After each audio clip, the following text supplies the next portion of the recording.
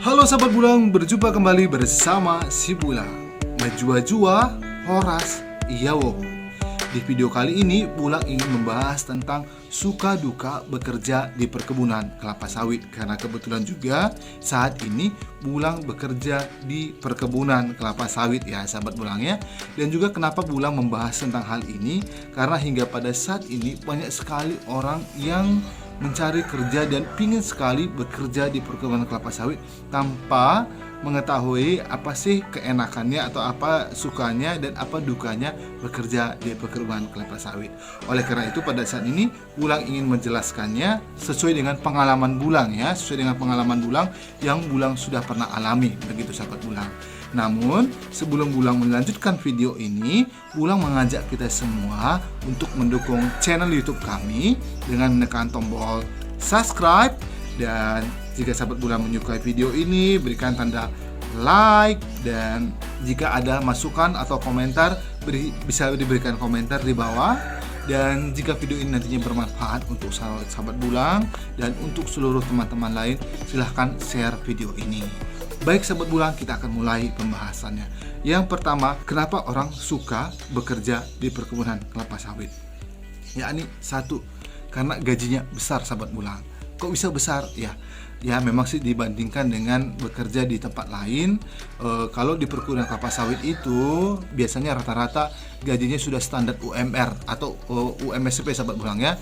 Bahkan kalau di perkebunan kelapa sawit itu gaji upah minimumnya lebih besar dibanding dengan yang bekerja di kota. Karena di perkebunan kelapa sawit itu punya standar gaji tersendiri, yakni UMSP, upah minimuman sektor perkebunan kelapa sawit, begitu sahabat Bulang.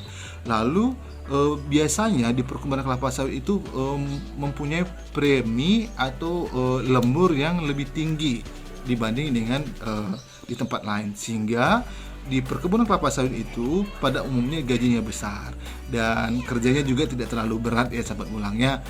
Makanya orang suka bekerja di perkebunan kelapa sawit.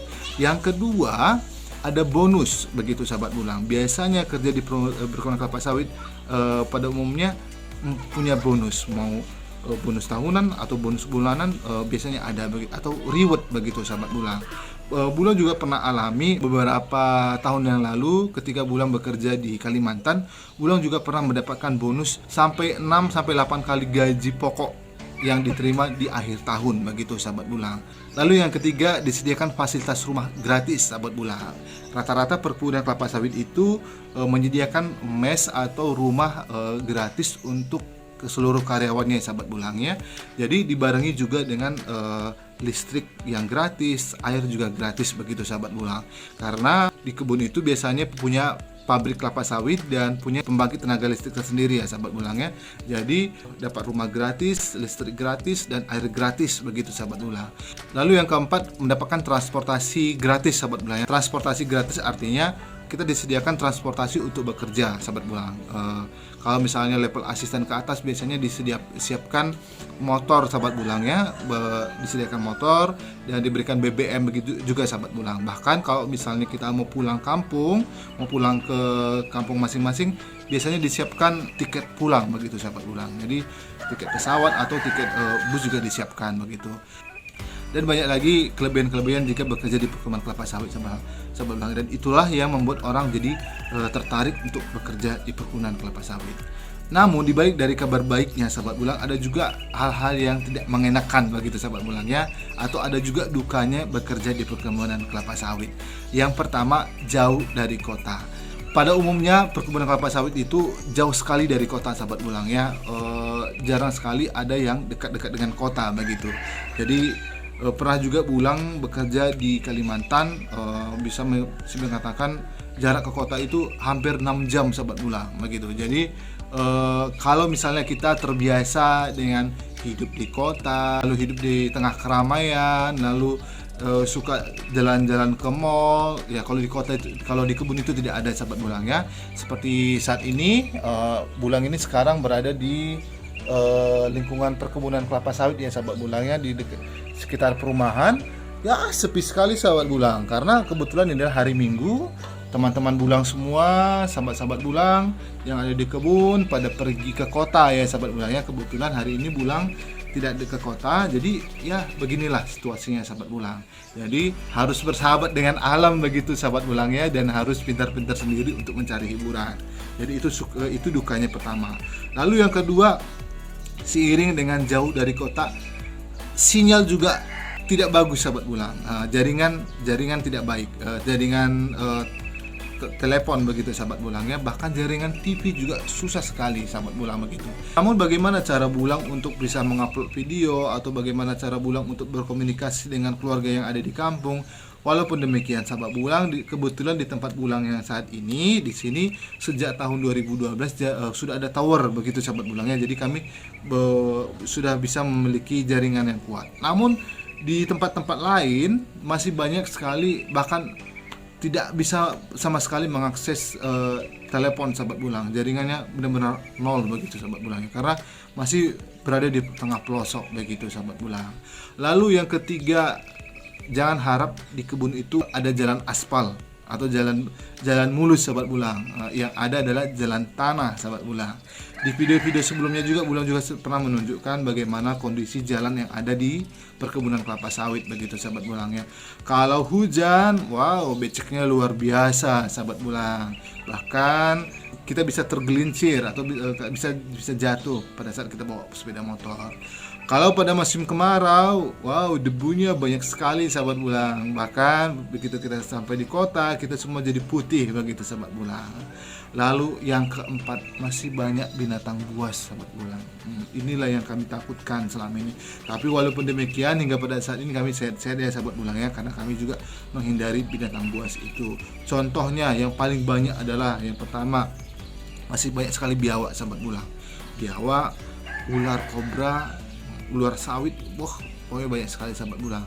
Macan tutul, bahkan harimau, bahkan buaya juga di tempat-tempat lain masih banyak sahabat bulang. Ya, kalau misalnya kita tidak terbiasa melihat pilihan seperti itu, wah, jangan dulu bekerja di perkebunan kelapa sawit ya sahabat bulang ya. Lalu yang kelima, jangan berharap kita bisa sering pulang kampung sahabat bulang. Namanya juga kita bekerja dalam sebuah instansi perusahaan atau di perkebunan atau dimanapun kita berada, pasti kita punya hak cuti ya sahabat bulang ya. Rata-rata hak cuti itu cuma ada 12 hari sahabat bulang. Jadi kalau misalnya cuma 12 hari, apalagi kalau kampung kita jauh, pastinya kita tidak bisa sering pulang ya sahabat bulang ya. Jadi ya sabar-sabar dirilah dulu sahabat bulang, sabar-sabar diri. Apapun ceritanya ya, kalau memang kita sudah berniat untuk tinggal di kebun, berniat untuk bekerja di sini, ya enjoy dan nikmati sahabat bulang. Dan jangan lagi pernah kita berpikir bahwa dalam bulan depan saya pulang, nggak bisa sahabat bulang. Jadi harus kita benar-benar enjoy dan menikmati. Lalu yang keenam, jauh rumah ibadah sahabat bulang ya, khususnya gereja ya sahabat bulang ya. Dan karena mungkin penduduk juga tidak banyak di sini ya sahabat bulangnya, jadi jauh sekali rumah-rumah ibadah yang megah begitu ya sahabat bulang, yang seperti yang kita inginkan begitu sahabat bulang. Dan yang terakhir, dari segi internal, harus tahan banting, terus berani dan harus kuat di bawah tekanan dari pimpinan kita, atau dari atasan, atau dari teman-teman, atau dari eksternal, dari masyarakat atau masyarakat sekitar, atau bahkan dari karyawan kita sendiri sahabat bulang ya. Namanya juga kita merantau ya, jauh dari keluarga, jauh dari kampung sendiri. Kita harus benar-benar menyesuaikan diri dengan kondisi masyarakat lokal dengan yang ada di tempat kita tinggal sahabat bulang. Jadi tidak bisa preman kampung sahabat bulang ya. Walaupun misalnya di kampung sana kita preman begitu sahabat bulang, namun kalau di sini ya kita harus ikuti aturan semua. Belum lagi aturan adat, aturan desa, lalu aturan perusahaan begitu sahabat bulang. Jadi harus benar-benar memang kita mengikuti itu. Banyak sekali teman-teman saya waktu awal-awal saya bekerja di perkebunan kelapa sawit mundur dan tidak lagi bekerja di perkebunan kelapa sawit sahabat bulang.